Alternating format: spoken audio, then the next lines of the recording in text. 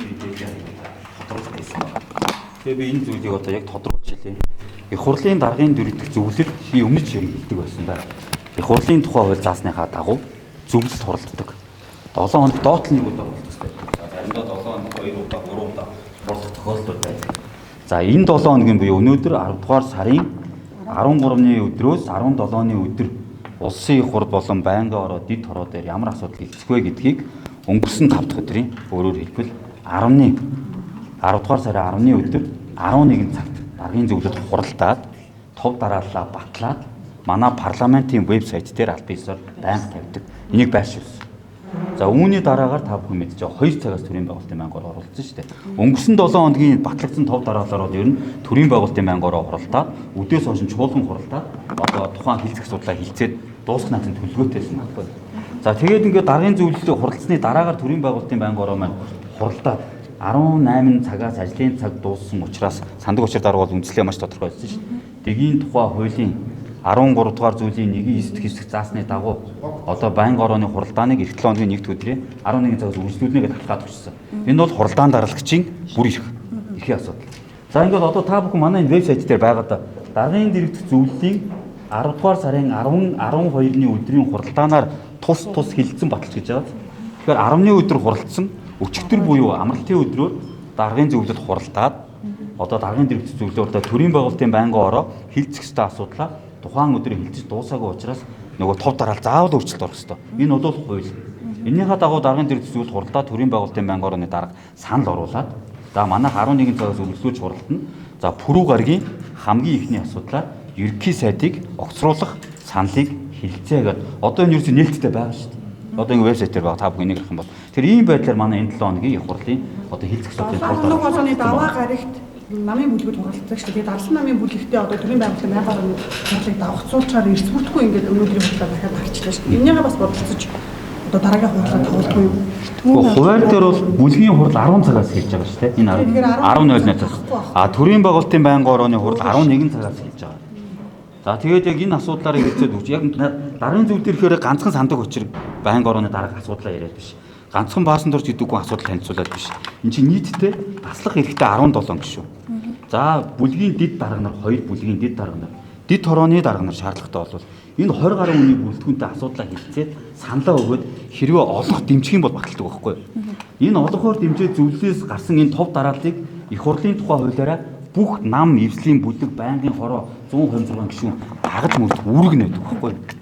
Тэгэхээр даргын зөвлөл батлсан юм чинь бүлэгч тэр, байнгын хорооч тэр, дид хорооч тэр энэ хурлынхаа хоорондоо уялдаа холбоог хангаал ажиллах хэрэгтэй. Яг өөрсдөө даргын зөвлөл маань батлсан шүү дээ. Яг ийм зүйлээр явуулдаг шүү. За ерөнхий сайдыг огцруулах хэсэг асуудлыг тухайлбал одоо төрийн байгуулалтын байнгын ороо баасан гарагт хилцээд одоо өнөөдөр 11 цагаас үргэлжлүүлэн хилцэх байсан ч одоо тодорхойгүй хугацаагаар хойшлцоод байна л да. Тэгэхээр яг одоо энэ асуудлыг хамгийн эцсийн байдлаар хизээ гэхэд эцлэн шийдвэрлсэн байх ёстой вэ гэдэг дээр нэгдүгээр асуулт. Хоёрдугаар улсын хурлын даргыг огцруулах энэ санал одоо тухайлбал гишүүдээс танаа дээр ирсэн байгаа юу? За гуравдугаар ардчилсан намын бүлгийн зүгээс өнөөдөр хурал хийгээд за ерөнхий сайд болон улсын хурлын даргын асуудлыг хамттан оруулж иржээж энэ асуудлыг хилцхэн зүйтэй гэдэг ийм шаардлага тавилаа. Тэгэхээр энэ хууль зүйн үндэслэлийн хувьд одоо хэр боломжтой шаардлага байна.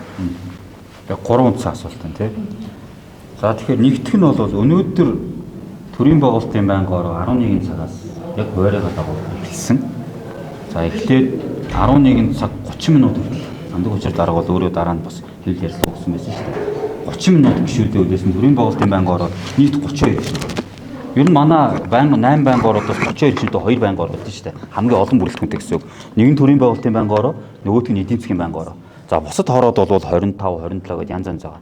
Тэгэхээр 32 гишүүнээс 28 гишүү ирэх боломжтой гэж сандаг учир дарга байнгын орон дээр хэлсэн. Харамсалтай нь яг тухайн цаг үед бол байнгын орон дээр 30 минут байнгын ороо хуралдахад хүлээхэд танхимд бол нийтдээ нэг 4-5 гишүүн орж ирээд суусан. Байнгын орон даргатайгаа цуг шүү. Байнгын орон даргатайгаа 4-5 гишүүн орж ирээд суусан байлээ. Тэгээд тухайн цаг үед бас манай ардсан намын бүлэг хурлан тараагүй давхцсан нэгт. За хоёрд мөн гишүүд товлсон хуралдаа орж ирэхгүй байгаа учраас байнгын орон дарагт их хурлын хуулиараас тэр дэгийн хуулиараас тэр хурлаа нэгэнт одоо хуралдах боломжгүй бол өөрөө байнгын хурлаа хаагаад дараа нь хурлаа тов зарлаад ирэх нь бол байгаа шүү дээ товоо зарлах. Тэгэхээр энэ асуудал бол орхон нь бол тодорхой. Эцэслэгдлийн шийдвэрлэх нь тодорхой. Яагаад гэвэл энэ ерөнхий сайдын огцруулах асуудал бол үндсэн хуулиар их хуралд өгсөн үүрэг нэмдэг. 10 хоногийн дотор. Тэр чи үднээсээ даргын зөвлөлд хуралдаад энэ пүрэв гаргийн нэгдсэн хуралдаанаар одоо төсвөрийн мэдгэдлийн өмнө энэ ерөнхий сайдын нэгдэх асуудлаар хилцэгнэ гэж хуулганаар батлагдсан байна. Ийм учраас энэ 4 дахь өдрөөс өмнө төрийн байгуулалтын байнгын ороо заавал хуралдах хэрэгтэй. 10 хоногийн эцсийн нөгөө хугацаанд хизээгээр дуусч байгаа баасан гарах дуусч Би бол чадахгүй нөхцөл гэж ярмааргүй байна. Ер нь төрийн байгуулалтын байнгын ороо хуралдах ёстой. Гишүүд хуралдаа суух үүрэгтэй. Би бол ийм л юм хэлж чадна. Албан бичиг улсын хурлын тамийн газарт ирсэн үү? Хэдэн гишүүн гарын үсэг зурсан байна. Энийг За, яагаад тийм. бас энэ 7 хоногийн хилцэх асуудлын дараалд оруулаагүй. Энийг хоёр ардсан нам бас ерөнхийдөө улсын хурлын дарга хоёрыг хамтдаа. За тийм сая Бацааяг асуусан тий. Яг давхчихж штэ. За тийм тэгэхээр наадаа шиг улсын их хурлын даргыг огцруулах санал бол их хурлын хамгийн газарт ирээгүй. Ирэх ч ёсгүй. Энэ бол их хурлд өгдөг байхгүй юу гişүүд. Тамгын газарт энэ саналыг тавьдаг уучлаарай. Тамгын газрын саналыг тавьдаг байхгүй. Энэ юугаараа тамгын их хурлын даргыг огцруулах санал 10 дугаар сарын 10-ны өдөр улсын их хурлд ирсэн. Процесс яаж явахыг бол улсын их хурлын удирдлагад ирнэ. Холбогдох байнгын ороо буюу төрийн байгуулалтын байнгын ороонд нь цогдож очдог. Яагаад гэвэл их хурлын даргын асуудал заавал төрийн байгуулалтын байнгын ороогоор орж иж санал дүгнэлт гараад тэр улсын их хурлын даргыг огцруулах санал нь үндслэл бүхий санал мөн байна уу биш байна уу гэдэг төрийн байгуулалтын байнгын ороо хэлсэн шүү дээ. Ер нь та бүхэндээ би зүгээр маш одоо хэдүүлээ сэтгүүлчтэй хамтраад олон нийтэд бодит мэдээллийг өгөх үүрэгтэй хүмүүс шүү дээ. Ерөнхий сайдыг огцруулах асуудал дээр нийт гишүүний 4/1 нь санал гаргасан бол их хурл хилцэж эхэлдэг. Заавал хилцдэг. Их хурлын дарга дээр нийт гишүүний 50% нь үндслэл бүхий санал гэж байдаг шүү. Яг их хурлын тухай 12 дугаар зүйлтэй. Үндслэл бүхий саналыг улсын их хурлд 64 буюу түүнээс дээш гэхэд өргөн мэдүүлэх юм бол улсын их хурлын төрийн байгуулалтын байнгын ороо улсын их хурл хилцэх ёстой. Ерөнхий сайдын хилцэх асуудал дээр 3 хоногийн дараа 10 хоногийн дотор бүх асуудал эцэлдэн шийдвэрлэгдсэн байх ёстой гэдэг хугацаатай. Миний нөгөө хугацаа гэдэг зүйлийг би бол энэ хууль хараад яриад байгаа юм. Би бол ерөөсөө цээжээрээ ярьдаг шүү дээ. Төрийн албаагч юм бол хууль харж ярих ёстой. Миний бол үүрэг нь. Тэгэхээр яг энэ хууль дээр ерөнхий сайдын асуудал дээр 10 хоногийн дотор эцэлэн шийдвэрлэл их хурлын даргын асуудал дээр мэдээж гэдэг шийдвэрлэн шүү дээ. Хилцэж таарна. Гэхдээ нөгөө дээдлэн тэд хоногийн хугацаанд тэд хоногийн дараа хилцэж гэсэн хугацаа байдгүй учраас энэ хэний бүр ирэх гэж төрийн байгуулалтын байнгын орооны дарга санал оруулаад даргын дэргэдэх зөвлөлийн бүр ирэх байхгүй юу? Ганцхан сандаг учраас даргагч ганцхан их хурлын даргынч даргын дэргэдэх зөвлөлийн 17 буюу түүнээс дээш гишүүд хуралдаад саналаа тавиал олонхын дэмжих юм бол нээлттэй шүү дээ. Энэ даргын зөвлөлийн асуудал ингэ шийддэг. Тэр ардсан намыг тавьж байгаа шаардлага. Ардсан намын тэр мэдээж бүлгүүд ямар шаардлага тавих гэх нь бол байгаа шүү дээ. Ардын намын бүлэгч улс төрийн шаардлага тавина, ардсан намын бүлэгч улс төрийн шаардлага тавина. Харин альва нэгэн улс төрийн шаардлага дээр ерөнхий нарийн бичгийн дарга ямар нэгэн байр суурь илэрхийлэхэд зохимжгүй. Яагаад гэвэл би төрийн албаагч зэрэг хэлцгүй. Одоо би бол зэрэгтэж хэлсэн гэдэг яг үндэ ойлгохгүй. Нэг өдөр л гэж. Нэг өдөр гэж байгаа ба тий. Тэрнээс хоёр асуудлыг нэг гурал дээр зэрэгцээд одоо энэний асуудал гэж болохгүй шүү дээ. Тэгэхээр нэг өдөр хэлсэн гэдэг чинь цаг хугацааны ерөнхий сайдыг огцруулах асуудал 10 сарын 7-ны өдөр нэр бүхий гишүүд өргөн мэдүүлсэн. За байнгын ороо нь 10 сарын 10-ны өдөр төрийн байгуулалтын байнгын ороо хилцээд эхэлсэн. Одоо үргэлжлээд явж байна. За их хурлын даргыг огцруулах асуудал тий 10 ерөнхий сайдын 10 сарын 7 тий 10 сарын 7-нд өргөн мэдүүлсэн. Их хурлын даргыг огцруулах асуудал 10 сарын 10-нд өргөн мэдүүлэгдсэн. Одоо төрийн байгуулалтын байнгын ороогаа цогтоод очсон байх. Яг тэр тийшээ цогцлоо байхгүй. Тэгээ байнгын ороон дарга нь тэгээд бас энэ яг тэр юг хэлэхэд би ахаад хэлье. Даргын дэргэдэх зөвлөл өнгөрсөн 7 хоногийн 5 дахь өдрийн 11 цагт асуудлаа эцэлэн шийдвэрлсэн. За улсын хурлын даргыг огцруулах асуудал даргын дэргэдэх зөвлөл хуралдаад асуудлаа шийдвэрлсэний дараа орж ирсэн. За одоо магадгүй энэ 7 хоногт юм даргын дэргэдэх зөвлөл ахиж хуралдаад асуудлаа шийдэхэд боломжтой байгаа. Өнөөдөр батлагдсан хуваараар 4 дахь өдөр ямар асуудал байгааг бол ганцхан ерөнхий сайдыг огцруулах санал байгаа. Их хурлын даргын асуудлыг оруулах хэсэг нь даргын дэргэдэх зөвлөлдөө төрийн байгуулалтын байнгын орооноос нь санал нь ороод олонхороо шийдээд оруулах асуудал нь байгаа шүү дээ. Тэгэхээр энэ 7 хоногийн хувьд дээр бол байхгүй. Зүгээр яг магадгүй дараагийн одоо аливаа асуудлуудыг мэдээж дараалал шийдвэрлэх боломж байна байгаас. Гэхдээ би нэг зүйлийг хэлье. Ерөнхий сайдын асуудал гүсэх засаглалын асуудал. Тийм ээ? Их хурл шийдэх ёстой. Их хурлын даргын асуудал бол 126 гишүүний парламентын өөрсдийнх нь зохион байгуулалтын дотоод асуудал. Хоёр өөр институцийн хоёр асуудал байхгүй. Тэгэхээр энийг яаж хэлцэхгүй гэдгээ одоо манай даргын зөвлөл шийдэх ёстой. Төрийн байгуулалтын байнгын орооны дараа өөрөө ерөнхий сайдыг огцруулах дээр гарын үсэг сурцсан. Тэгэхээр хурал удирдгаар юу гэдэг илт нэг хүний давуу байдал байгааг олон бүгд харамсаа тийм. Тэгэхээр одоо юу гэдэг хуулийн хүрээнд хэлбэл яг дундын хүнээр хурлаа дагалуулаад явах ер нь боломж байдаггүй юм. Ялангуяа яг нэг хүний тал ажиллахаар илүү шудраг бас харагдаад байна л гэж олон нийт үзэж байгаа шүү дээ тийм. Та дүүн төрийн байгуулалтын байнгын хорооны хурал 10 дугаар сарын 10-ны өдөр хурал эхлэхэд сандаг очир дараа яг наадахар чи маш тодорхой өөрөө хэлсэн шүү дээ.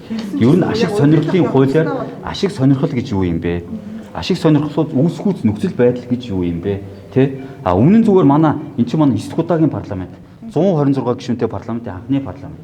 Өмнөх 8 удаагийн парламент дээр хуулийн төсөл санаачилчаад хууль санаачлагч нь өөрөө байнгын орооны дарга байсан, дэд хорооны дарга байсан, хурлаа удирдаад явсан ийм асуудлууд бол энэ бол байдаг.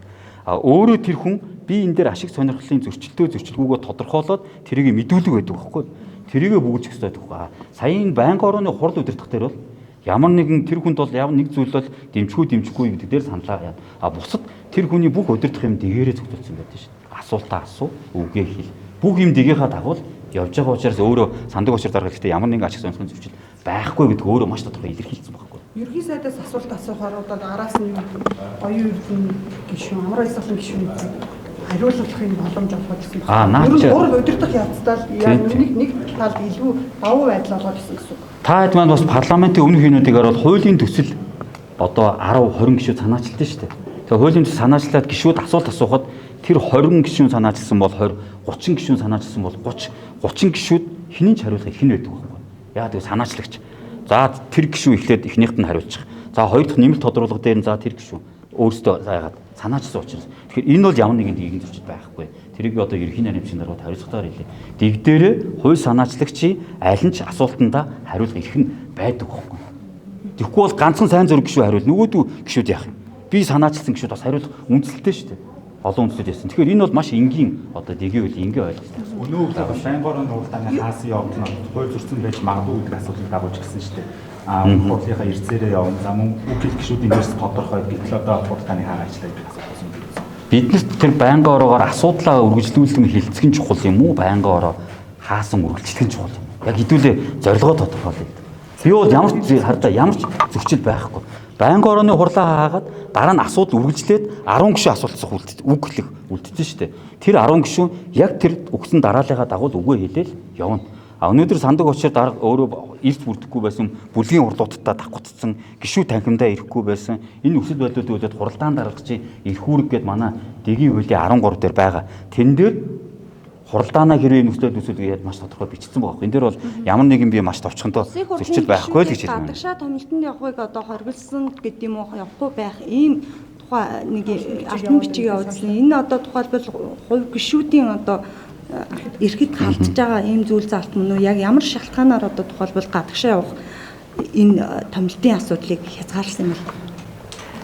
Хэдүүлээ нөгөө эрдсэн дээр дандаа гişүүд эдийн гişүүн томилттой байна, хэдэн гişүүн дотоод томилттой байна дандаа хэдүүлээ эрт шууд хараад ярьдэн шүү дээ. Ер нь их хурлын гişүүн хүн их хурлын даргын захимж гараагүй нөхцөлд явах эрх нь нэгддэг байхгүй. Яагаад гэвэл их хурлын гишүүн хүн би ийм ажиллаар, ийм зорилгоор ингэж явах гэж байна. Ийм гадны байгууллагуудтай, ийм хүмүүстэй уулзалтыг гэж байна гэж хүсэлтээ өгөөд бичгээ өгч гэдэг чинь өөрөө энэ чинь бас гишүүн гэдэг чинь хувь хүн биш шүү дээ. Энэ хүн чинь төлөөлөгч, олон нийтийн төлөөлөгч. Тэрийгэ заавал мэдэгдчихэж аль биесээр чөлөө нь гардаг байхгүй. За их хурлын тухай хуулийн 13 дугаар зүйл дээр их хурлын даргын бүрийн эрх байгаа. Энэ бүрийн эрхтэр нь гишүүдийн гадаад дотоод явах томилтыг олох, захимж гаргах гэж байгаа. За мөн 2013 онд батлагдсан гишүүдийн гадаад дотоод явах томилтыг олох журам гэж байгаа. Тэр томилтын 8-ын 6 дээр зайлшгүй шаардлагатай нөхцөл тий улсын их хурлаар хилцэгдэж байгаа асуудлаа үндэслээд их хурлын дарга гишүүдийн эрцийг хязгаарлах эрх нь байгаа. Та бүхэн одоо мартаагүй бол 2019 онд үндсэн хуулийг хилцэж явах үед, нэмэлт өөрчлөлтийг хилцэж явах үед тухайн үеийн улсын их хурлын дарга захимж гаргаад яг энэ үндсэн хуулийг хилцэж явах үед нэг ч гишүүдийг гадагшаа явуулахгүйгээд хязгаарлаж байсан. Энэ аль ч орны парламентд байдаг. Өмнөх 8 удаагийн парламентд ч ийм зүйлүүд зөндөө гарч ирсэн. Тэгэхээр энэ дээр бол ямар нэгэн хуулийн зөрчилтөө одоо хэвлэр бичээд байгаа хориг мориг тавьчлаа гэх тийм зүйл байхгүй. Одоо их хурлын даргын захирамж гарсан шүү дээ. Гадагшаад явах хориг. Гэвтэл ерөнхийлөгчийн одоо энэ төрөө явсан айлчлалын багт нэр 10 гишүүн багтсан юм асуудал байна. Энэ 10 гишүүнд одоо ямар нэгэн хариуцлага тооцож байгаа. Тэн дээр хариуцлага явах ерөнхийлөгчийн айлчлалд ороод яг албан ёсоор гадаад яамнаас бичиг энэ ирээд тэрнийхээ дагуу нөгөө хязгаарснаас гадна захирамжинд гарах юм бол тэр зөвшөөрсөн гэсэн үг байхгүй даргын захирамж. Надад чинь шийдвэрлэх гэсэн. Айлчлалтай холбоотой би буруу санаагүй бол 8 гишүүн баг. 8 гишүүн явж байгаа. Сайд нар 2 сайд явж байгаа. 6 одоо гишүүн явж байгаа. Улсын Шийдвэр гарч байгаа. дарга 2 дугаар хэлэлцүүлгийг одоо юм хийцэн байх ёстой цаг хугацаа өнгөрчөөд нь шүү дээ. Одоо тэгэхээр 11 сарын 15-наас өмнө хэрвээ төсөө баталж чадахгүй бол улсын их хурл тарах юм хуулийн зохицуулалттай. Та энэ дээр тайлбар өгч юу? Амжихаар байна уу? Би тайлбар өгөхгүй нөгөө мэддэг хуулиар л хэлээ. Тий, хуулиар л хэлээ. Миний мэддэг ер нь Монгол улсад хүчин төгөлдөр үйлчилж байгаа 800 гаруй хуулийн аль ч хуулийн дээр нь төсвөө 11 сарын 15-ны өдөр баталж чадахгүй бол их хурл тардаг гэдэг заалт нэгч байхгүй. Өмнө нь ч 92 оны үндсүүл баталснаас хойш ийм нэгч заалт байхгүй. Зүгээр 11 сарын 15-ны дотор төсвөө хилцэж баталнаа л гэсэн заалт байдаг. Тэрнээс 11 сарын 15 дотор батлаагүй бол их хурл тарна, ингэж тарна тийм хууль Монгол улсын хуулиуд байхгүй. Энийг одоо би эрхцүүчний хувьд одоо хэлээ. араас ямар баригдаж байгаа одоо энэ гарын үсгүүдтэй холбоотойгоор улсын хурлын хууль тогтоох байгууллагын үйл ажиллагаа одоо саатсан гэдэг юм уу завсрал гацаанд орсон зүйл одоо тухайлбал байна уу? Байнгын орооны хуралдаан дээр тухайлбал засгийн газрын гишүүдийг орж ирж хуралдаа суухгүй байна ч гэдэг юм уу энэ төсвийн хилцүүлгүүд үр дүнгээ өгөхгүй байна гэдгийг бас зарим гишүүд хэлжсэн, зарим судлаачид ч гэсэн одоо тухайлбал энэ дээр бас нэлээд эмзэглээд байгаа шүү. За би одоо гишүүдийнхаа тэр дундаа бүлгүүдийн те одоо байнгын орооны хурал дээр суухгүй байгаа шалтгаан нөхцөлийг би ярих нь цохимжгүй шүү дээ. Тэр нь улсын хурлын гишүүд, эрх бүхий бүтцийн байгууллага бүлгүүд. Ер нь бол их хурлын үйл ажиллагаа бол яг 7 хоногоор үйл ажиллагаагаа төлөвлөөд, сараар төлөвлөөд, улирлаар төлөвлөөд, ээлж чуулганаар төлөвлөөд парламентын үйл ажиллагаа бол явж байгаа. Өнөөдөр бүлгүүд хуралдлаа, байнгын ороо хуралгаад ирсэн мөрдөггүй өнгөрсөн 7 хоногт чуулган хуралдсан. Энэ 7 хоногийнхоо энэ хилцэх асуудлын төлөвлөгөө батлагдсан. Маргааш 3 байнгын ороотой, нөгөөдөр 3 байнгын ороотой. За тэгээд дөрөв дэх өдөр чуулгантай парламентын үйл ажиллагаа бол явж байгаа. Тэр улс төрийн шийдвэртэй холбоотой бүлгүүд одоо ямар шийдвэр гарах нь бол өстой тухайн бүлгүүдийн бүр их асуудал. Би энэ дээр бол ямар нэгэн коммент юм ярмааргүй.